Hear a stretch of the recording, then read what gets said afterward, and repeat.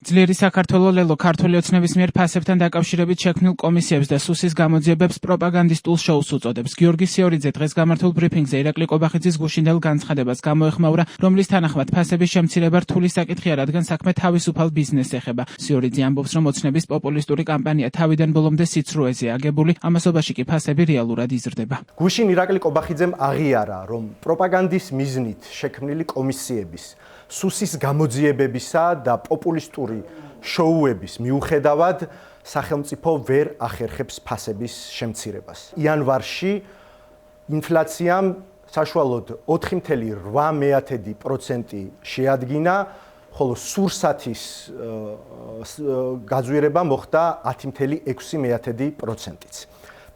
გარდა ამისა, მკვეთრად საშუალოდ 150%-აა გაზრდილი სახელმწიფო სერვისების ღირებულება, მაგალითად, ჩვენს დემოგრაფიული კატასტროფის წინაშე მდგარ ქვეყანაში ქორწინების რეგისტრაციის ღირებულება 50%-ით გაძვირდა. წლიდან წლამდე გაზრდილი ფასები კიდევ ერთი დასტურია იმისა, რომ ბიძინა ივანიშვილი, რომელიც 14 წლის წინ ფასების შემცირების დაპირებით მოვიდა ხელისუფლებაში, ყოველდღიურად აღარიბებს მოსახლეობას, აძვირებს ცხოვრებას და ეს ემსახურება ერთადერთ მიზანს, რათა ხალხი უფრო ეფექტურად დაიმორჩილოს და შეუფერხებლად მართოს.